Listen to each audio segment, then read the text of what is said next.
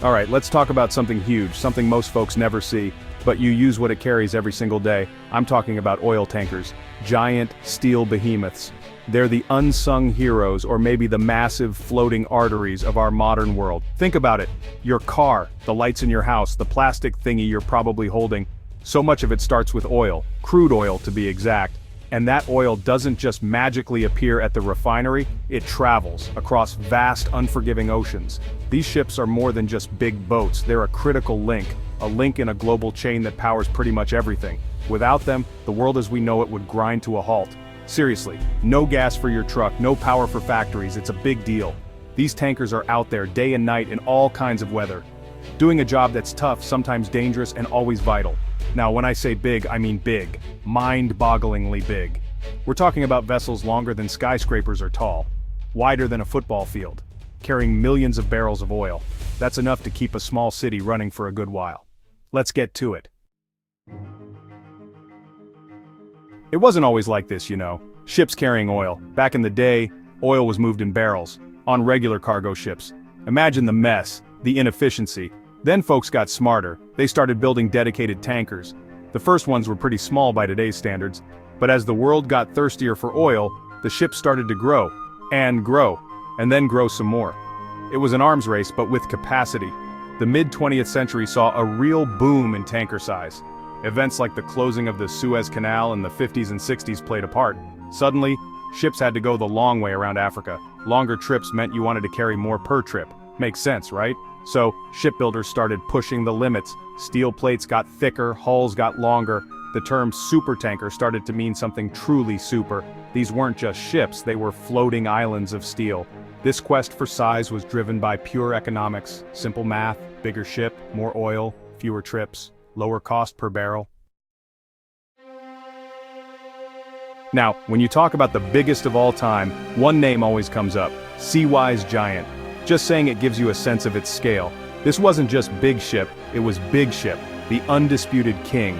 Built in Japan, launched in 1979, and boy was she a record setter. Longer than the Empire State Building is tall, let that sink in. Over 1,500 feet long, that's 5 football fields end to end. It's hard to even picture something that enormous floating. This colossus had a few names during its long life: Happy Giant, Yare Viking, Knock Nevis, even Apama. But Seawise Giant is the one that sticks, the one that captures its essence. It was so big its turning circle was measured in miles. Not kidding, stopping it? That took even longer, several miles in fact. You didn't just tap the brakes on this thing, it was a slow, deliberate dance of immense forces. The sheer statistics are staggering. The life of the Seawise Giant was as dramatic as its size. It wasn't all smooth sailing for this titan, far from it. During the Iran-Iraq War in the 1980s, it found itself in the crosshairs. In 1988, while anchored off Larak Island, Iran, carrying Iranian crude, it was attacked by Iraqi jets, struck by Exocet missiles. The damage was catastrophic. The Giant caught fire. It sank in shallow waters, declared a total loss. You'd think that was the end of the story, but you don't just give up on a ship that big, not easily. After the war ended, the wreckage was salvaged, a monumental task in itself. It was towed to a shipyard in Singapore. Think about that tow job. And then, the decision was made to repair it. Rebuild the behemoth. It was a massive undertaking, but by 1991 it was back in service. Renamed Happy Giant, it sailed again, a testament to resilience. Later it was bought by a Norwegian company, Jorgen Yara, and renamed Yare Viking. For years it continued its work, plying the oceans, carrying vast quantities of oil. Its sheer size meant it had operational limitations. It couldn't navigate the Panama Canal, or the Suez Canal when fully laden. Even the English Channel was a tight squeeze. So the Seawise Giant is gone, a legend resting in pieces. Does that mean the era of truly massive tankers is over? Not by a long shot. Today the title of largest active oil tankers belongs to a different class. Meet the TI class supertankers, the current kings of the crude oil trade. There are 4 of them: TI Africa, TI Asia, TI Europe, and TI Oceania. These aren't quite as long as the Seawise Giant was, but they are absolute monsters in their own right, and they are out there working. These ships were built in South Korea, delivered in the early 2000s. They represent the modern pinnacle of ULCC, or ultra-large crude carrier design. While the Seawise Giant was a one-off in its extreme dimensions, the TI class represents a more standardized yet still colossal approach. They are designed for efficiency and capacity, within slightly more manageable limits. If you can call a ship nearly 1,250 feet long manageable, that's still longer than 4 Statues of Liberty laid end to end. What makes these ships special isn't just their size but their capabilities. Let's dig into the numbers a bit for these TI-class behemoths, because the specs are where you really grasp the engineering involved. Each ship measures about 380 meters long, that's roughly 1,247 feet. Their beam or width is around 68 meters or 223 feet. And when fully loaded, they have a draft of nearly 25 meters. That's how deep they sit in the water, about 80 feet down. This means they can't just pull into any old harbor. Deep water ports are a must. Their deadweight tonnage is around 441,500 tons. That's less than Seawise Giant's record, but still absolutely massive.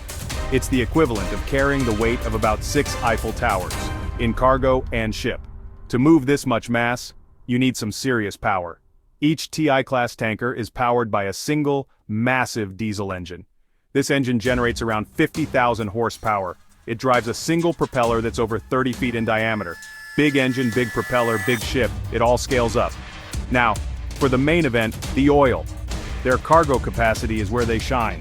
They can carry approximately 3,166,353 barrels of crude oil. So, why go to all the trouble? Why build ships this enormous? It boils down to one main thing: economies of scale. It's a fancy way of saying the bigger you are, the cheaper it is to move each unit. In this case, each barrel of oil. If you can move 3 million barrels in one go instead of 1 million, your cost per barrel for transport drops significantly. Fewer crew members per barrel. Less fuel consumed per barrel. It's all about efficiency. Shaving pennies off each gallon. Think about the long voyages these tankers undertake.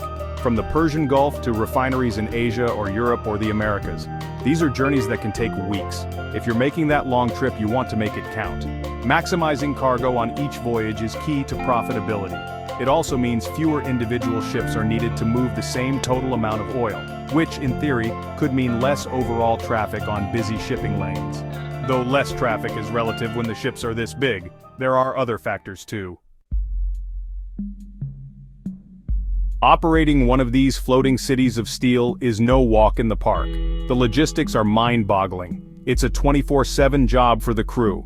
These ships have crews of around 20 to 30 people, highly skilled mariners. They're responsible for navigation, engine maintenance, cargo operations, safety. Imagine trying to park something 1,200 feet long. It takes incredible skill, powerful tugboats, and nerves of steel. Maneuvering in crowded ports or narrow channels is a delicate, high-pressure ballet. Then there's the cargo itself. Millions of barrels of crude oil. Loading and unloading this much liquid is a complex, dangerous process. It involves massive pumps, intricate piping systems, and constant monitoring. The risk of spills, fires, or explosions is always there. Safety procedures are paramount. Drills are constant. The crews live with this pressure every day. It's a demanding life, far from home, surrounded by the ocean and a lot of oil. That's a dirty job in the truest sense of responsibility and risk. And we can't talk about oil tankers without talking about the environment. The sheer volume of oil these ships carry means any accident can be catastrophic. So what's next for these colossal crude carriers? The oil industry is changing. The world is looking towards cleaner energy. Does that mean the days of the supertanker are numbered? Probably not anytime soon. Our reliance on oil is deep-rooted. Transitioning to new energy sources takes time. Decades, most likely. In the meantime, oil will still need to move around the globe, and these big ships are still the most efficient way to do it. But innovation isn't standing still in the tanker world. Engineers are constantly looking for ways to make these ships more efficient and cleaner. New hull coatings that reduce drag, saving fuel. More advanced engine technologies that cut emissions. There's talk of alternative fuels, LNG, methanol, even ammonia or hydrogen in the future. These are big changes, complex and expensive to implement. But the drive for sustainability is pushing the industry forward, slowly but surely. We might also see more automation, smarter ships, AI-assisted navigation, predictive maintenance for engines and systems. This could improve safety and efficiency even further, but you'll always need skilled human crews. Some jobs just can't be fully automated.